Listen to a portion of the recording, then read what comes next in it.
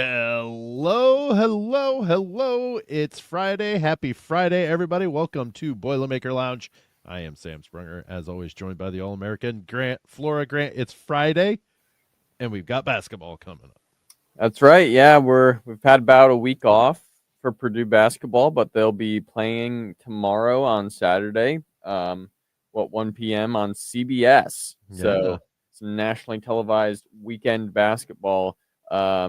Home game again, finally. So, and then it's going to be Oregon, a team that's been underwhelming to say the least this year. Well, yeah, and for one thing, it's very nice to get back to home, and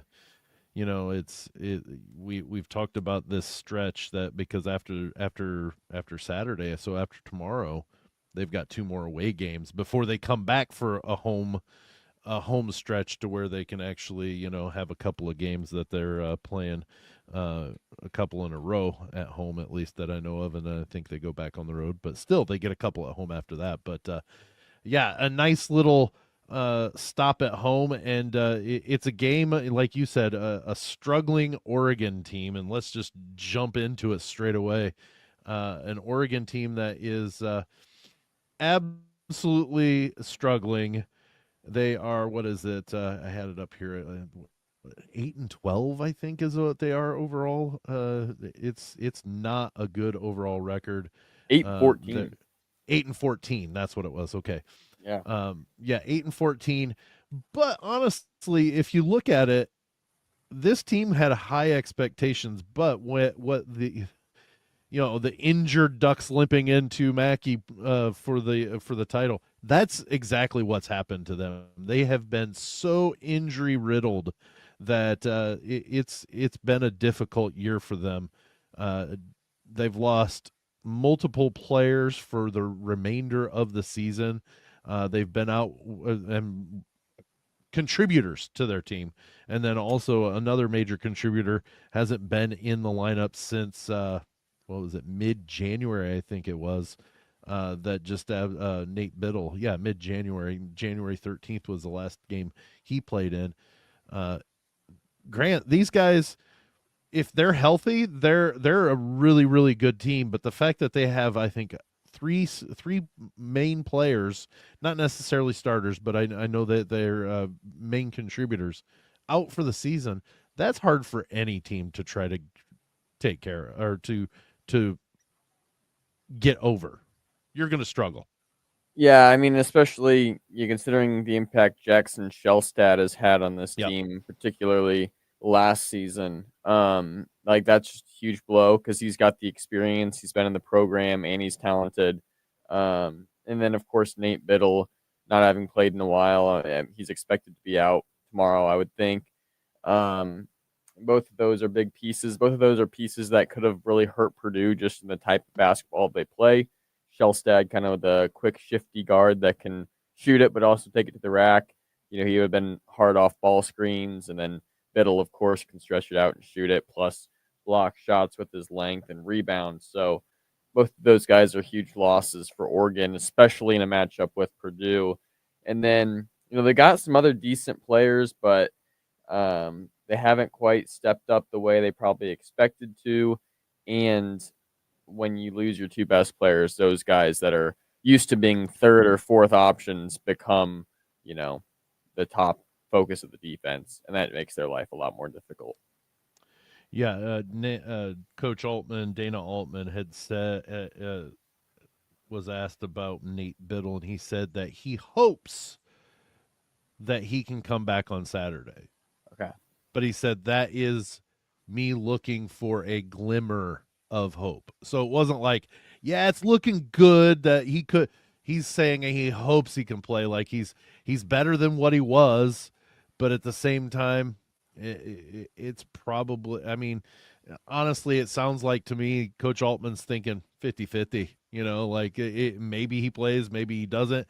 Even if he does play, is he going to be able to play meaningful, lots of meaningful minutes? Is he going to be able to contribute, seeing he's been out for almost a month? Like, there are a lot of moving parts in trying to work a guy back in his first game back. And then especially when it's going to Mackey to play a team like Purdue that can really kind of suck the energy out of you if they get things rolling.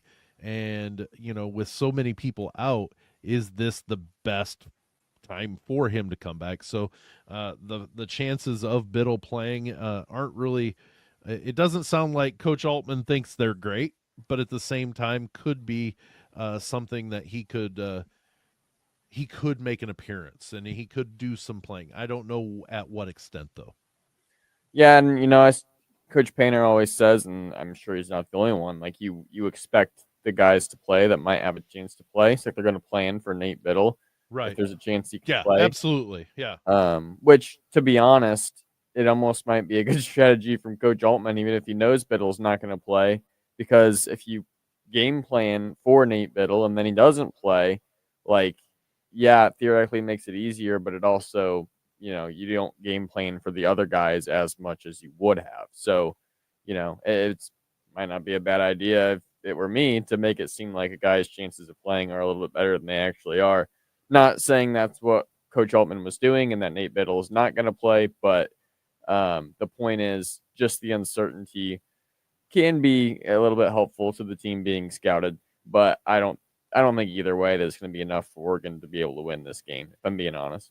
Yeah. Well, the other two contributors that I talked about, and it was about about 9 minutes from about 18 minutes. Devin Pryor, he's out for the season. He's only averaging, during his 16 games that he played, 3 points a game. But he's a forward. He's some size. He's some length. He was putting in 18 plus minutes a game. And then Ege Demir, he's a center, getting 9 minutes a game, only averaging 2.2 points. But at the same time, he's getting some about 4 rebounds. Grant, this is how decimated the Oregon Ducks team is. I'm on the ESPN page right now looking at the statistics page for Oregon, right? And at the top, they always have points, rebounds, assists, steals, and blocks. So the leader for the team, right? Each and every one of them is Kwame Evans. Every one of them. Yeah. And it's not because he's the actual leader in all those stats. It's because He's he's the the one that's healthiest. healthy. He's the healthiest player that's up there in those stats. Like both Biddle and Shellstad were averaging more points than he was because they're out. Right. He's listed as the point leader right now. So yeah, it's just kind of a rough situation for him. Obviously, like those stat lines change when you have a different lineup. Like he's not likely to lead the team in points, rebounds, assists, steals, and blocks, probably all in the same game. It's just the way that this kind of The stat way sheet his has stats happened. work out Right, throughout the year, that's where he is right now. and with the injuries. So, yeah, he's a guy that could cause some issues in a normal type game for Purdue. I feel like he's 6'10" forward. Normally, he would have played the 4 next to Nate Biddle. He scores the ball pretty well, 13.6 points a game. And it's just kind of one of those guys that makes life difficult for you at the 4 position, especially if you're Trey Kaufman-Wren and your defense hasn't been great. But with the looks of it, I'm not sure what their lineup's going to look like. I would think he maybe could move to the 5 because I don't know that Oregon has a whole lot else in the front line. Sean Stewart is a forward. He's not as tall as Kwame Evans. I don't know if they, who they would put at the 5, but I assume they'll play together. So, yeah, just that's where the loss of Zamir, the center, even though he only played 9 minutes a game or whatever it was, 10 minutes a game, like he was a pretty big center that could come in off the bench as a backup, and he'd be great to have without At least Nate some Biddle. size to be able to Right. to kind of counteract what Purdue's got in the post. Yeah. Mm-hmm. And without Nate Biddle, he'd be even more impactful. So, like, that's where that loss, while it doesn't look like much on paper, is actually, pretty big deal for him. And that's why I mentioned it, is because he is a contributor in the fact that he contributes minutes.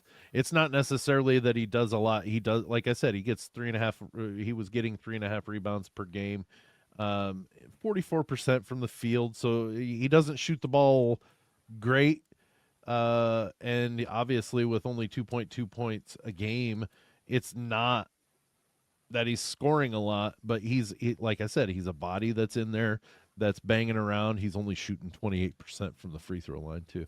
Uh, but banging around and giving some size, and at the very least being able to give some fouls, and kind of deter the big men that they're playing against from just having their will, doing whatever they want.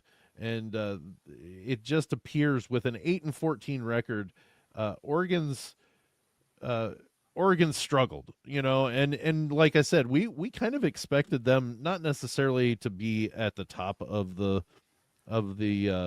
Big Ten, but we expected them to be in the upper half, especially and fighting for an NCAA tournament bid. They like we assumed that that's what what were going to happen with the Ducks, and you have to think that with Shellstead, with a healthy Biddle, those two, along with even if you had the other two injuries, maybe they're not great, but they're going to be a pretty decent ball club because Shellstead last year was just phenomenal. Just a great ball player.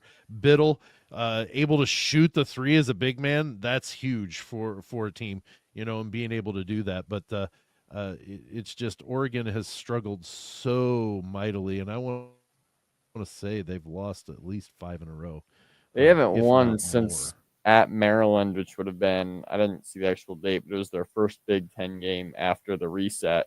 So it would have been one of those first few days of the year, January. 8 in a Probably row. They've second or lost third. 8 in a row. Yeah.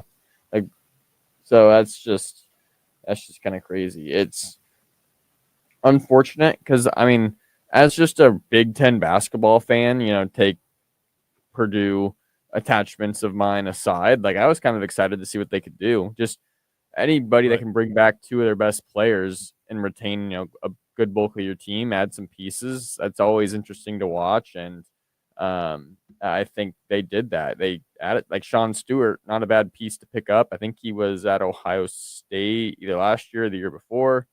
They picked him up in the portal.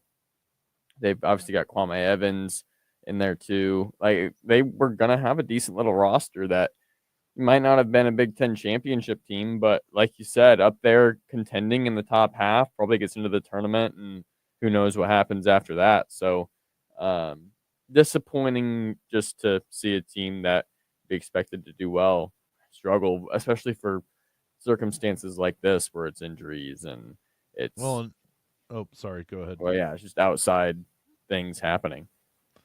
Well, and I did the calculations, and I think Shellstead, it said his stats said that he played 12 games. So if you count that off, that is the game that they lost to Gonzaga, 91-82, which would have been after the first two games of the Big Ten. Those random two at the start or into the non-con. Uh, so they still were struggling pretty good leading into that. They had a 5-game losing streak before that to Auburn, San Diego State, Creighton, USC, UCLA. Those were 5 that they'd lost right in a row. And it just, they started 4-0, lost 5 in a row, then won 2, then lost 1, then won 2, and then they've lost all of them since. And that just, uh, especially the years that they were in the Pac-12, they were often playing for a Pac-12 title. This is just not a normal Oregon team that we're used to in the most recent history of college basketball. It's just you're not used to seeing a Dana Altman coach team be 8-14 and honestly not looking maybe even that good. Yeah, no, I mean their best win was that at Maryland win. Outside of that, they have no Power Five wins from the looks of it. Yeah, and like you look at some of those games, that 5-game losing streak they went on, like they had these guys, they had Shellstad and Biddle, and Right.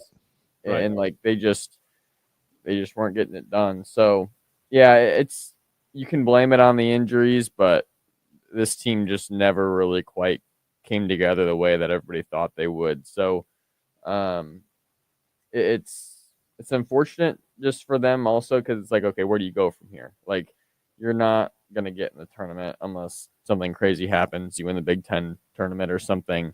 But Goodness gracious, we've got right, bigger problems if Oregon's winning the Big Ten right, tournament. that would be pretty remarkable. So it's like, and you got to still go up against great teams. You got Purdue, IU coming up. You've got, at Illinois on your schedule. You've got some more Still have decent Washington, games. USC on there. Yeah, Those are some decent Wisconsin. teams. Wisconsin. So like, these are where you've got to try and finish out the season strong. You don't just want to lose the rest of your games, but like, it's just not a whole lot left for them to go after because it's just all kind of falling apart for them. Well, and I tell you, Minnesota's not a pushover either. I mean, they're 4-8 in the Big Ten. Don't get me wrong, but like they battle, and when you have to go to the barn to play, just ask IU. Going to the barn and playing is not the easiest way. Ask Iowa. I mean, both of those teams lost to Minnesota at the barn, and so they've got to go there. Yeah, this is a difficult stretch for them with no real, especially when they're 1-10 in the Big Ten. There's no easy wins here because Penn State's 1-11 right now, and they're the one game in here, and maybe Northwestern, but Northwestern's 2-10. Like these teams. These are the teams like if it was last year would be fighting to get into the tournament. Now that every one of them's included, they're all going to be in Chicago, but but these would be the teams that were fighting for the right to go to the Big Ten tournament, and it just does not look hopeful that it's going to get much better unless they can get some production other than other than oh shoot, I just had their stuff up here. Come on. Gosh darn it. This is great podcasting. I tell you what.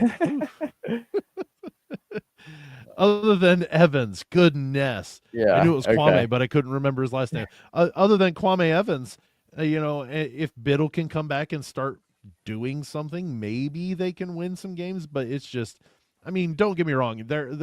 They've got to win out to be 10-10 in the Big Ten, and that's just not going to happen. There's no way that's going to happen with the way they've struggled leading up to the game Saturday. So I think this is a game for Purdue to use much like they did against Maryland. Get some things right. Hey, the big thing is we just had 6 days off, and we were able to work on things at practice that maybe we weren't completely 100% happy with out of the Maryland game. And also to kind of test, did that layover kind of mess with what we've been doing, and what we were trying to establish in Maryland or at Maryland. And so again, getting Fletch to a good some good open shots that go down, getting getting the TKR and maybe Oscar both getting some touches and getting some low post plays, really just controlling the ball game and not letting Oregon stick around.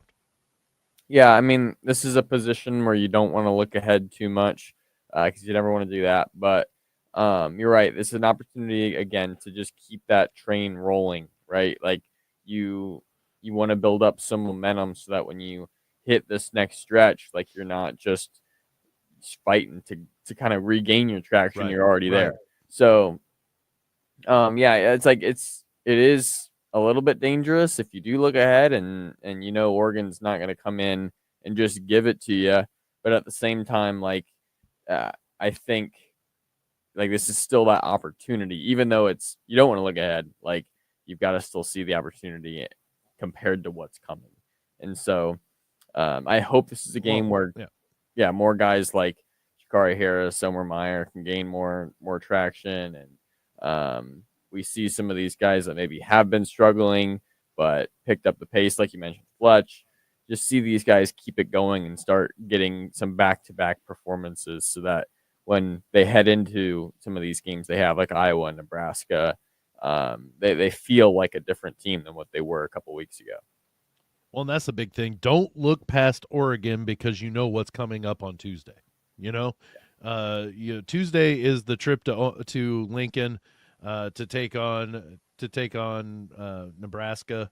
It's going to be close to a top 10 matchup. Purdue's probably going to be 11 or 12th. They're not going to be in the top 10, but they're going to be close to one another. And the advantage goes to Nebraska. So you don't want to be like, okay, we got to really concentrate on Nebraska and overlook Oregon and have them get their second Big Ten win.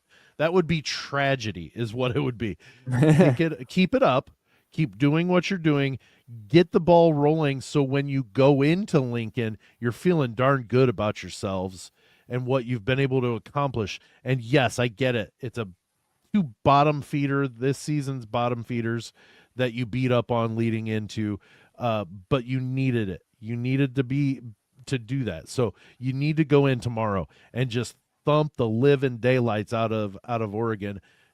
You can feel bad that they have the injuries, but you want to beat them soundly and in every facet of the game, and do not let them hang around. Do not let them get back into the game, and just kind of work on the things of what do we need to do to keep them from coming back, and just keep burying them. Because, I've told you time and time again, the fact that Purdue gives up the lead, or, gives up some of their lead that they've established, doesn't ever bother me.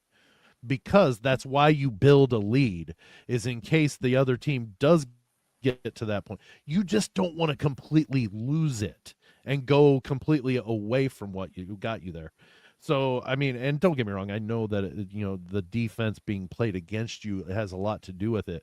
But it never bothers me to see, and don't get me wrong, it makes me feel uncomfortable, but it never bothers me to see Purdue be up by 15 and the other team goes on an 8-0 run and shaves it in half. It doesn't bother me, because you know what? That's why you establish that lead. Don't get me wrong, you want to keep it going, but if you hit a cold spot and they get a little run going, you're still up by 3 possessions. So, but my point being on that diatribe, that tangent there, is against Oregon, you don't let that happen. Okay, because you are a superior team to that team. You should develop a huge lead, and you should be able to hold it and not let it get away from you. That way, when you go into Lincoln, maybe you can carry some of that momentum over to where you're hitting shots and developing a lead, but you're able to weather that storm that comes back at you. Yeah, I mean, if you beat Maryland by 30 on the road, you should be able to beat Oregon by 40 at home. And theoretically, yes. Yeah, I'm not saying I'm going to be upset if they don't beat them by 40, but like they easily could. And if you can, right, like let's go do it. Not because, it's fun to thump teams by 40, even though it is. It's like you just want to see it's fun for the fans to see. Yeah. You just want to see the consistent performance throughout 40 minutes. There's really, I think you really focus on just trying to win each 4-minute segment, get from one media timeout to the next one. Each time that lead should be growing. And I'm not, I think it's almost unrealistic to expect that for each of the 10 4-minute segments that there are.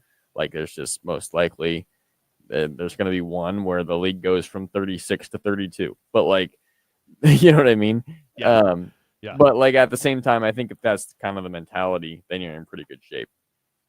Absolutely. And, so and I know I kind of got, I'm getting anticipatory, thinking, Purdue's going to develop a lead, but that's just it. I have the sheer utter confidence that I think Purdue can hang with Nebraska. Do I think they're going to beat them? I think they can.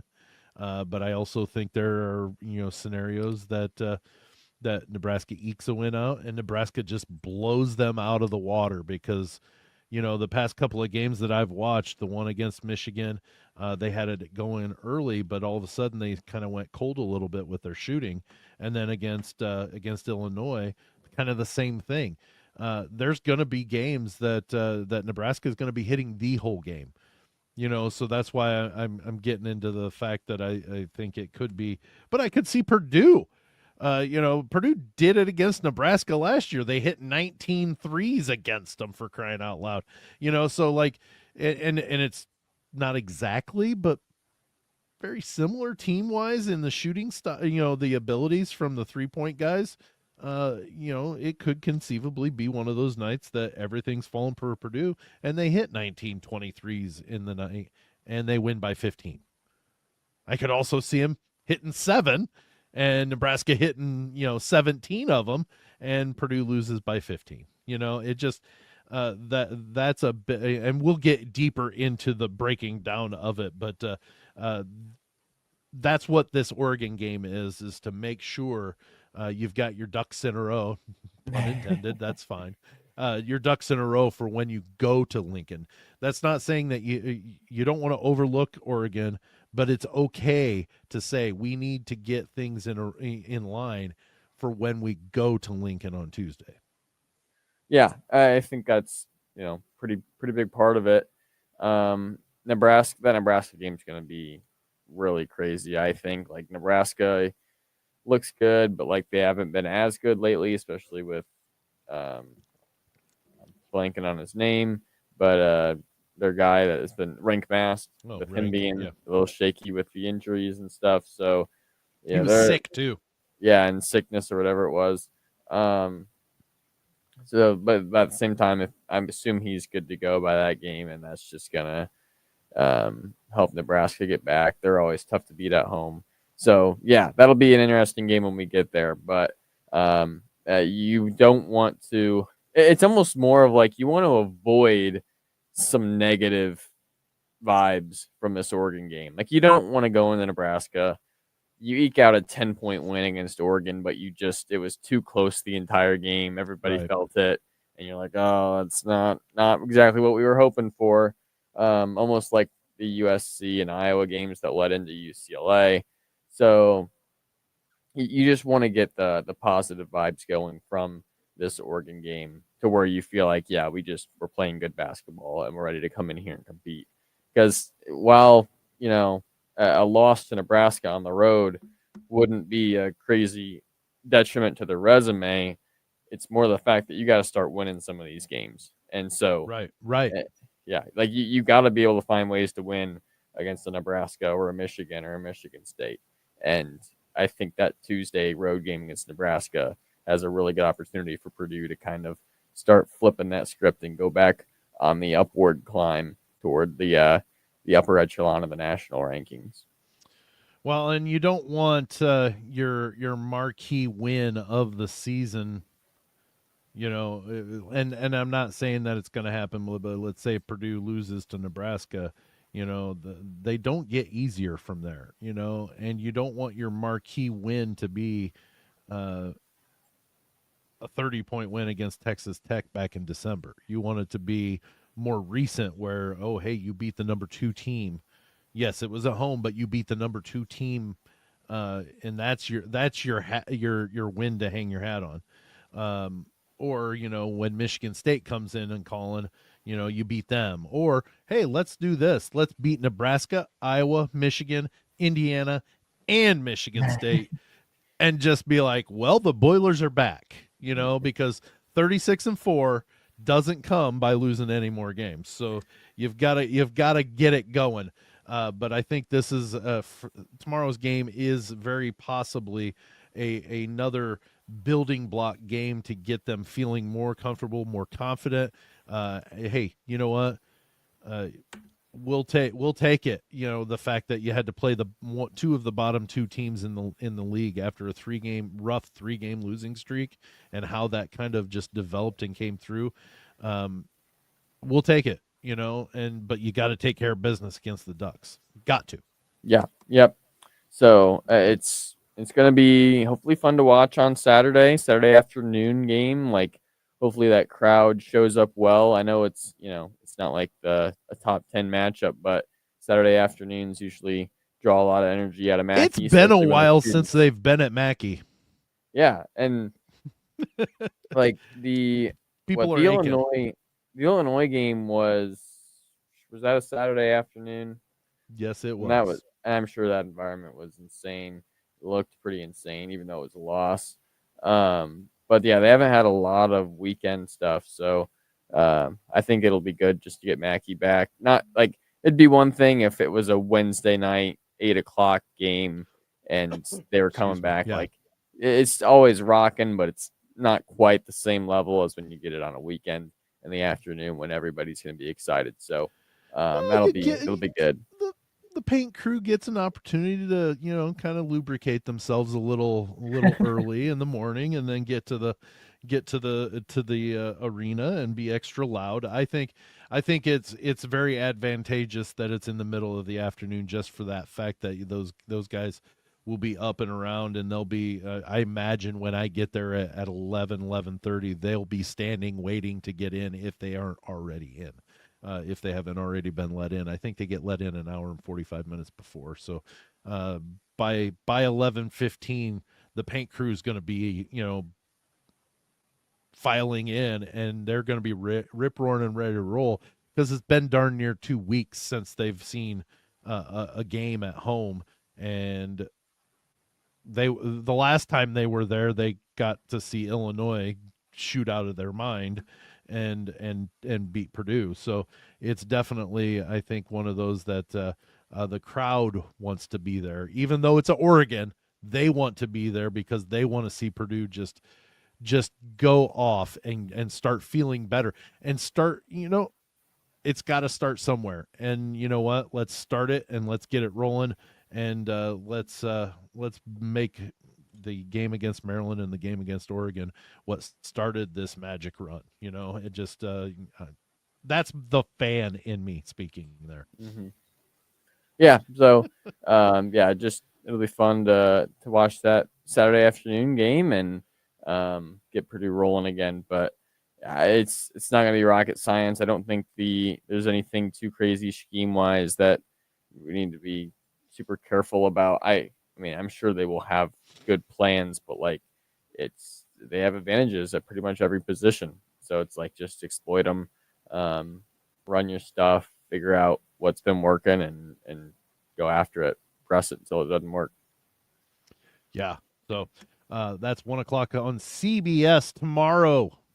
Boilermakers host the struggling and injured Ducks of Oregon as they come in at 8-14. Whew, 8-14. Goodness gracious! But let's move on. We've got a little bit of time here. I wanted to talk about at least the one thing that I had on here: the recruiting class updates. We were talking off air, and we've talked with Dustin Schutte, our buddy, about it as well. That there are this recruiting class, and mind you, in the past and even now, coaches, you see fans and posting, Coach Painter needs more 4 stars. They need more, this, 5 stars. They need to just be more in getting these top tiered players to come to West Lafayette. The coaches don't care about what their star rating is. Period. I mean, and if you've watched Coach Painter at all ever talk, you can tell he doesn't care what they're rated. Now, that doesn't mean he doesn't want them. It's just he doesn't care if the guys he brings in are highly rated star wise. It's because he knows that he's pretty confident in what he's done year in and year out, that he's going to bring guys in that fit the system. They're going to work hard to get better. They're going to produce, and they're going to make a good or put a good product on the court. So that part is not the concern. But I wanted to look at the fact that right now, I believe, where's he at? The 15th highest nationally ranked recruiting class.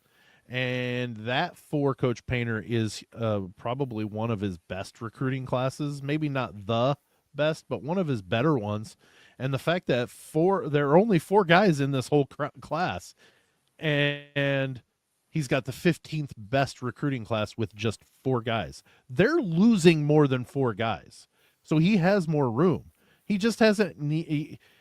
He's got 4 guys that are coming in that are going to contribute, be able to contribute with what Purdue's going to have left over after this season. And there's going to be a learning curve. There's going to be some adjustment from what we're used to seeing. But at the same time, he's got 4 guys that are coming in. 3 of them are in the top 100. Actually, I'm sorry, top 60, I believe. Yes, 3 of them are in the top 60 of the 2026 class. That is Jacob Weber at number 34, Luke Ertl at 48, and mind you, Luke Ertl was not even in the top 150 when he committed to Purdue.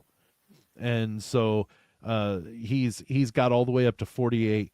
And is it Sinan Juan? Is it Juan? Or okay. I think so.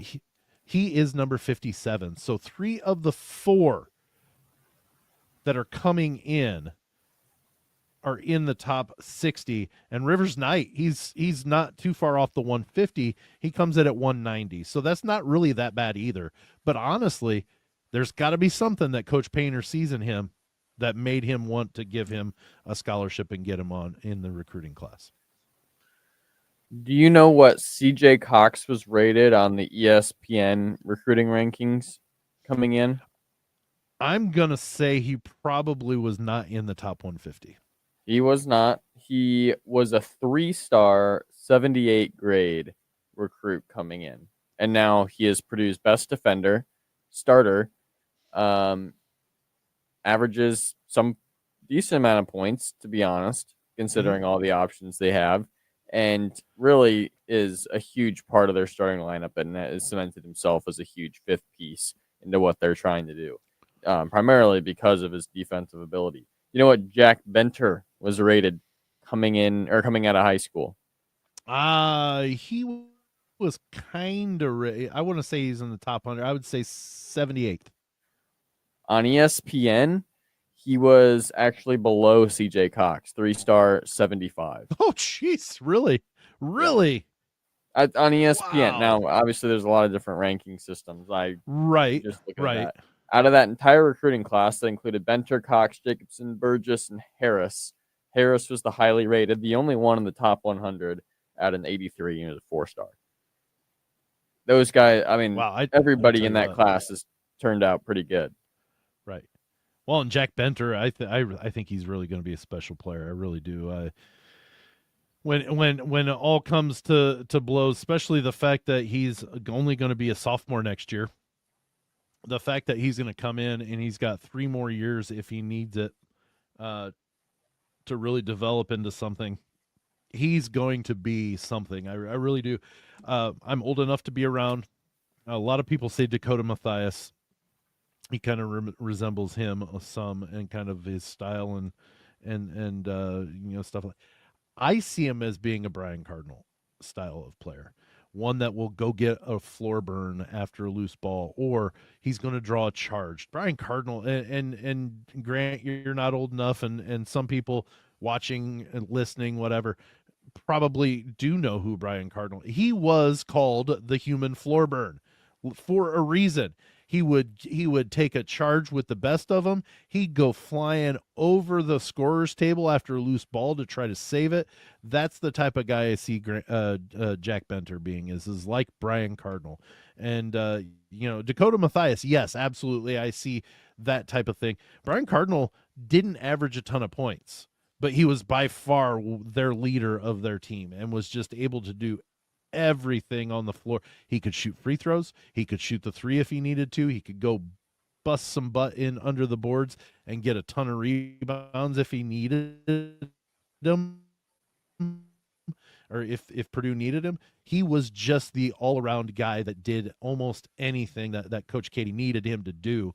And I see Jack Benter being maybe even a better version of that, meaning he's going to score some more and he's going to be a little bit more of an athlete, better wise, but he's still going to run through a brick wall if he needs to. Yeah, I think, I love the fact that he's got all that eligibility. Obviously, CJ and Jakari still as sophomores that have been really solid. Assuming nobody Right. transfers out, like that class has a lot of upside. And Jacobson still at the post, Burgess still with 3 years of eligibility. So yeah, it's just like you look at those ratings and it's like, man, these guys have done a lot more even already than what, they necessarily looked like on paper right away. Then you look at this year's class on ESPN's ratings. You've got Ertl at an 86 4-star, Sinan Juan at an 83 4-star, Weber an 82 4-star, and Weber has seen a lot higher ratings than that on other sites. And even Rivers Knight's an 81. Like they're all rated higher than the likes of CJ Cox and Jack Benter. So if that And if tells you that's what anything, if that's where they're starting at coming right. in, whoo, watch out. Yeah. So like obviously Purdue's also had good recruits in the past that just haven't quite turned out the way we expected, but Sure. for the most part, like you can expect some or all of these guys to make pretty big impacts. In maybe not the first year, but relatively soon at Purdue, I think. So especially like Ertl and Weber, when you lose Smith and Lawyer, like those guys will come in.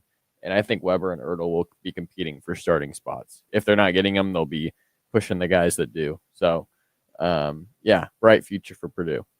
Well, the last time the rankings came out, okay, last time the rankings came out, Luke Ertl was the big talk because he had moved up from, I want to say he moved up 25 or 30 spots up to 49, right? So like he'd moved up, he was in the mid to the low 60s and he moved into the top 50. And so like that was the big talk, was like, whew, Luke Ertl, look at what he's done. He made a huge jump and he jumped up to number 49. At that point, that same rankings, Jacob Weber was number 60 and Sinan Juan was 71. Now you have Jacob Weber at 34, Luke Ertl at 48, and Juan at 57. I know I gave you those already, but I was going with comparison. Jacob Weber jumped up 26 spots from where he was at the last rankings. That means he's having one whale of a senior basketball season, and if he can start getting that going and come to West Lafayette on a heater, he's going to be a real good one to have coming in as a freshman. The thing is he's 6'6". Where's he fit in? He fits in a lot of the place where we've already got a lot of guys already kind of there. So it will work its way out. Don't get me wrong. Coach Painter's going to put the best players in, to play. But goodness gracious, when you throw that guy into the fold as well, and Luke Ertl is a point guard. So him and Mayer are going to have a good time. They're going to have a good time running the offense, and they're both kind of different types. You've got Mayer, who's the 6'8" guy, and is going to be running the show. But a lot of people think that by the time he gets 2 years in, he might be gone after that. So that means Luke Ertl's got a year, maybe 2 years, to really, really get in depth learning of what this offense should be from Mayer, and then he's got or Luke Ertl is just so good he forces Mayer to move to the two. Yeah, you know what I mean? It's possible. Yeah, I mean, so far we haven't seen quite that NBA level type ability that I think people have kind of expected from Omer. So there's every chance that happens. Now I think things change a lot when Braden Smith leaves, but Right. still, like you never know. And Ertl has just looked phenomenal in high school, but like still, I think most likely Omer's got the reins and Ertl's kind of taken the Omer role, like what Omer has right now. But like Right. anything can obviously happen. We saw it when Braden Smith came in, and then Weber, like, yeah, he might be coming in to the similar situation with Cox and Harris and Antoine West and some of those guys, but he's also 6'6". Like Purdue hasn't had a 6'6", small forward guy that will play the three. Right. Like they've been working with guys at 6'3", 6'4". So I think that will separate Weber a little bit, especially if he's this crazy knockdown shooter that looks like he's gonna be. Now he's only listed at like 175 weight wise, which for a guy that's 6'6" is kind of crazy. I would assume they'll want him to Lanky. bulk up a little bit, right? But like, and I don't know what he brings to the table defensively. I know he's got length, but like, does he have physicality? Does he have the ability to hang on some of those athletic wings? I don't know. But like, it's whenever you bring in a guy that's 6'6" and can play a wing spot or even a guard spot, like that's going to be pretty nice, especially for Purdue when they haven't had a lot of that. Yeah, it's definitely something that Purdue's had good recruiting classes. They've had classes that turned into something wonderful while they were at West Lafayette. But I don't know.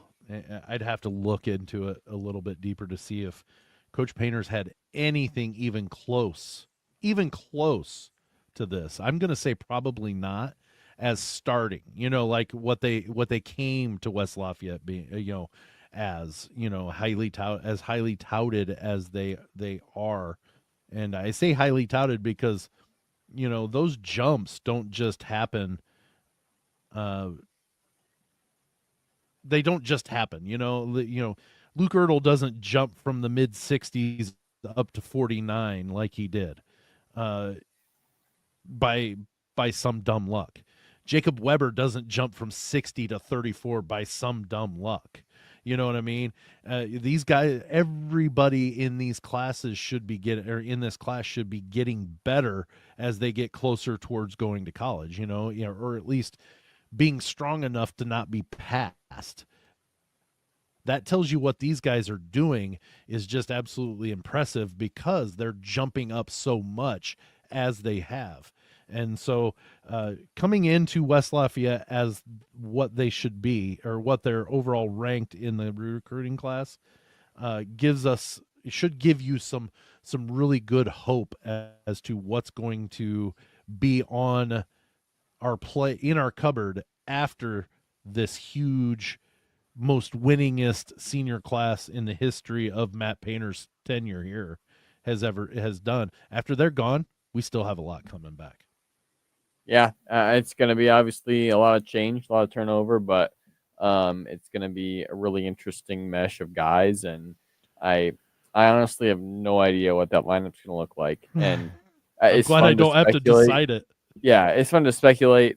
It doesn't really matter at this point, but like you've just got so many guys. I think the freshmen, like we've talked about, have a lot of upside, but like you've got seniority and people that have been in the program longer and have gotten better and developed that will be good players. Like you would expect CJ Cox to start. He's the only guy in the starting lineup that will return. Although I've heard that I don't know. Say what I thought. Yeah, a broadcast I think is what I heard it from, but there's slight chance Oscar Clough could maybe snag another year of eligibility, which would be really helpful for Purdue, but they'd also be loaded at the center position with Sinan Juan and Daniel Jacobson and Riley Burgess and the two freshmen coming in. I don't know if I mentioned Juan, but like, there's 4 or 5 centers in there that they'd have to deal with, but it's either way. Like, you got all the guards too, West, Harris, Omer, Ertl, Weber, the list goes on. So, well, and before we wrap up and close up shop, the one thing that that you kind of take into consideration, just 2 years ago, Purdue was playing for a national championship, right? And something we hadn't seen in many people's lifetimes. Hadn't seen him in the Final Four, and I don't know, but I'm sure there are people that have been alive that the last time I think Purdue played UCLA in the finals in in the late 60s, early 70s, maybe. I don't remember exactly the year. Uh, but 2 years ago, they played for a national championship. And after that game, they lost the two-time National Player of the Year. Okay. It makes me, and then they have an off year and go 24-12 and play the national runner up to the last possession of the game and lose kind of on a fluky style of play. But then they come back and they've rebuilt, and they're not rebuilt, but they've reloaded and are considered one of the better teams in the nation. Even now, I think they're one of the better teams in the nation. Think about this, though, as to how much this program has grown. The last time that they were really a national threat and considered one of the premier teams in the college basketball was when Robbie Hummel ended up blowing his knee out. They probably would have been a 1 seed. Other than that, you have to go back to like 1994 when Glenn Robinson had the Boilermakers and with Conzo Martin and Matt Waddell, had them as the number 3 team in the country in the final poll as a number 1 seed, got to the Elite Eight, got beat by Duke. They won the Big Ten the next 2 years, but neither of those two teams were considered Final Four contenders. They actually, the next year when they got the 1 seed, they were everybody's pick to get beat in the second round by Georgia, and you know what happened? They got beat in the second round by Georgia. Like that's what and I'm not saying anything about those teams. They were great, regular season teams, but they just they kind of limped into at certain points, limped into that term. They didn't really have a national title contender, and after that for quite a few years until you got to that Robbie Hummel team where the Baby Boilers, where he blew his knee out and it kind of ruined their chances. We've regrouped and reloaded, and we're ready at 2 years after that happened. After we just played for a national championship. There should be some excitement for that team in West Lafayette. Even if you're one of those people that says Matt Painter can't win the big one. One, I think you're wrong, but at the same point, look at what we're expecting now. Like, we came into the season expecting a national championship. After just 2 years ago, we were playing for it, and we lost the guy that was the main cog to get us to that championship game. There are a lot of great things happening at Purdue. And then you look at this recruiting class coming in. This is kind of where I'm getting at. You look at this recruiting class coming in, even after this year, if they don't win the national championship, they're going to start getting to the point where they're year in and year out going to be you know what? You should probably watch out for Purdue. I just really think that's the case.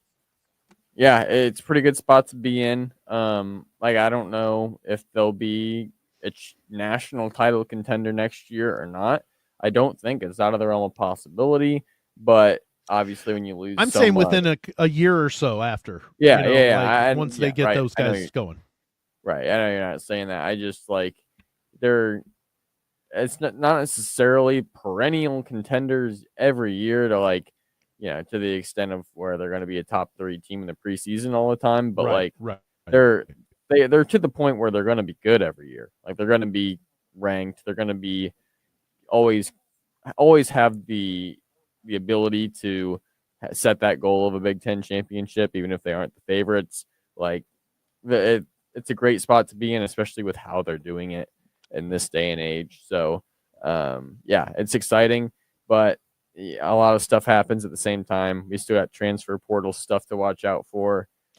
We can still add through the transfer portal too. We got enough you can spots. add through it. You can lose through it. It's the give and take of college basketball off season. So a lot still to cover, but good stuff on the horizon. And you know what the great thing is, Grant? There's still actual basketball to cover too. That's the great thing. It's not just us going through speculation.